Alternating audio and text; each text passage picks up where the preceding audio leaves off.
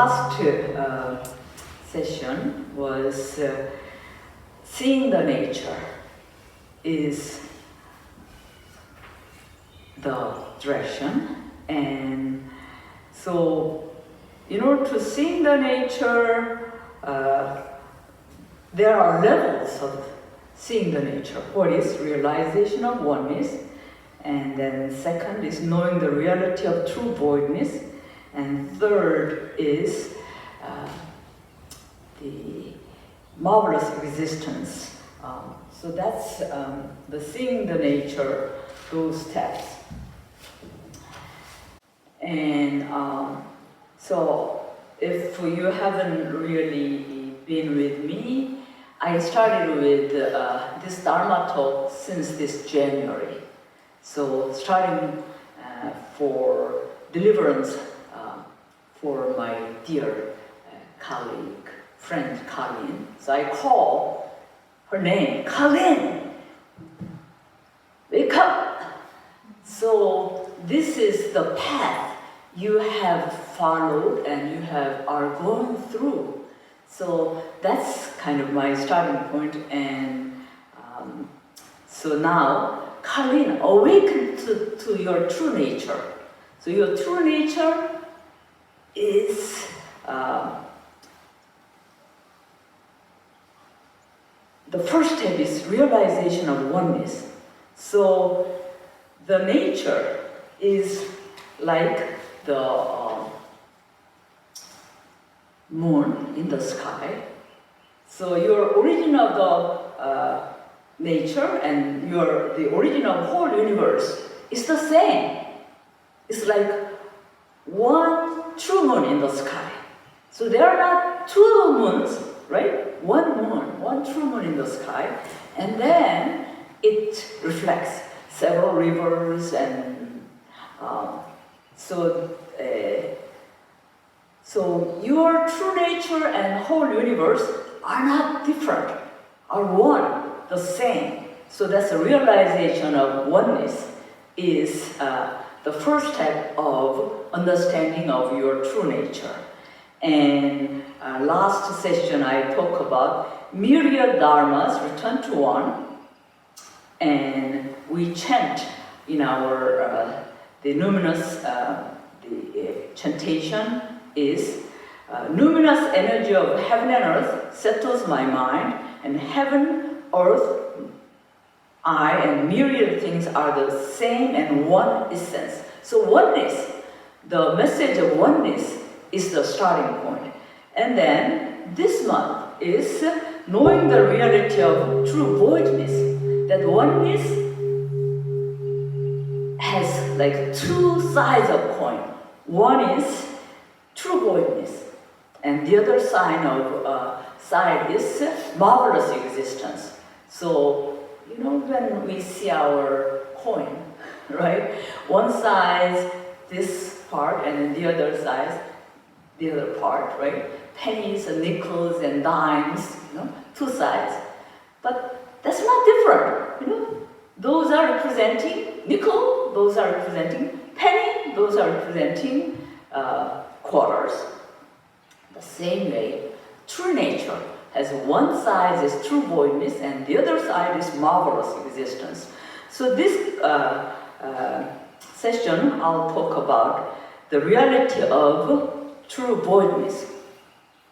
So in the deliverance, the verse, the origin of the whole universe and the origin of you, is pure nature here exists, neither name nor form, neither coming nor going, neither birth nor death, neither Buddha nor sentient beings, neither void nor extinction, no words that express non-being, neither being nor non-being. So you see, neither, nor, neither, nor, neither, no, right? So that's Dharma verse of deliverance. And then the truth of Ilwan-sang, it says, the realm where there is no distinction, no discrimination regarding great, small, being, and non-being. No discrimination regarding great, small, being, and non-being. The realm where there is no change amid arising and ceasing. So no change amid arising and ceasing, going and coming. The realm where wholesome and unwholesome karmic distribution has ceased. So wholesome or unwholesome karmic distribution has ceased. The realm where language, names, and signs are utterly void. So you see, the realm totally void, totally empty. So that's the truth of Won Sang is talking about. And this, the true voidness, that message is very, very clearly stated in Heart Sutra. You recite Heart Sutra, right? So the Heart Sutra has just emphasized. So Heart Sutra started with, so the first part is, all dharmas marked by emptiness. All dharmas are marked by emptiness. So we see dharmas looks like existing or forms, but it says all dharmas marked by emptiness. And then in emptiness, it started with no five aggregate. So you see the no five aggregate. No form, no sensations, no perceptions, no impulses, no consciousness. Those are five aggregates. So according to Buddhist understanding of cosmology, five aggregates are the basic components of the universe. But those basic components are not there. So no form, no sensation, no perception, no impulses, no consciousness. And then next is no sense, no six sense organs. Okay, no eye, ear, nose, tongue, body, or mind. Okay, so no six sense organs. Then no six sense objects. No form, seeing, no form, no sound, hearing, no sound. So no form, no sound, no smell, no taste, no touch, no mental objects. So six sense objects, there is no. And then, so when we see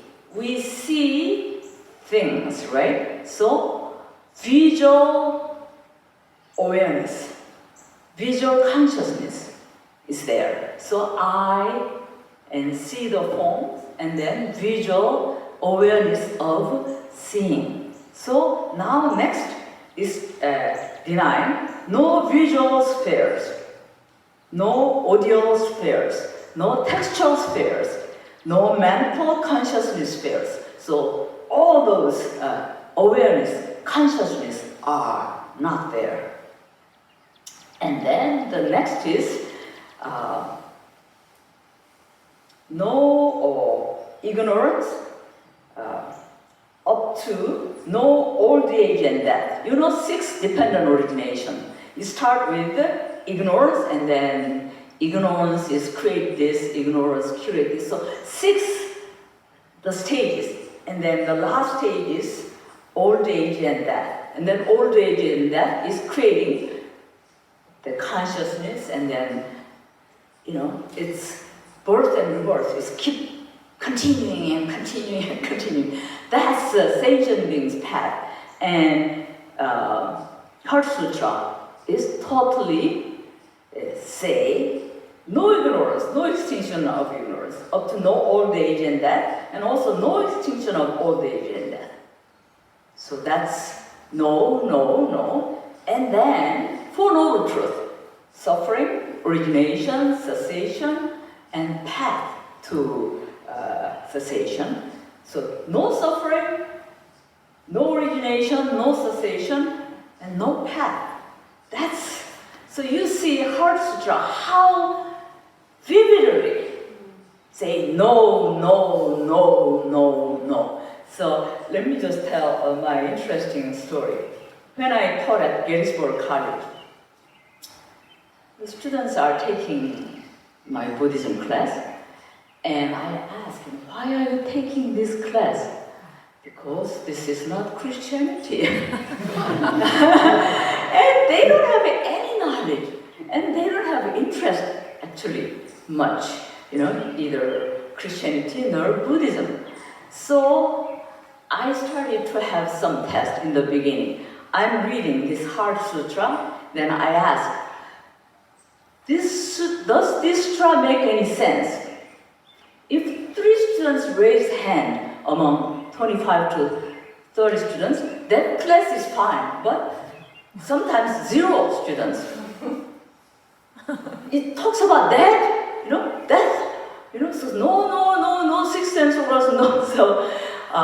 So anyhow, so this, the message, the Heart Sutra. So starting from its next stages is no cognition, no attainment. So no wisdom and no attainment. So nothing to attain or nothing to keep. So here nothing to keep is because I didn't have anything to lose, so nothing to keep. And then gaining is just illusory, so nothing to attain. So that's the step is no cognition, no attainment, nothing to keep or nothing to attain. Then mind is untrammeled. So not deprived of freedom or restriction or impediment. Then if mind is untrammeled, then no fear. What to fear? And then once no fear, then leave behind inverted, upside down views or immeasurable perceptions. Then finally nirvana. So that's the steps is very clearly stated. So here nirvana is not something to be attained or to be pursued. Through realization of true voidness, it appears, it unfolds itself. So that's nirvana. Well, it looks like it's quite speculative, right? So I would like to start my interesting journey of swimming. I started my swim lesson last October, and I did 5 sessions, and then up to now, I finished my 16 lessons. But some time, about a month ago, or 2 months, maybe 1.5 months ago, I started to have a fear of water. So it was quite strange, feeling of fear. And I really reflected the origin, how it happens, how it developed. And then I went back to this, Heart Sutra, the lessons. So, and then I also thought about the fear of feeling of fear, and why this feeling is quite unfamiliar to me. And I was asking,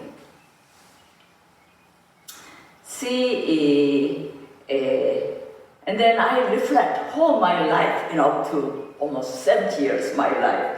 So my life seems to follow quite naturally, like water flows down. So that means without challenging much what is impossible.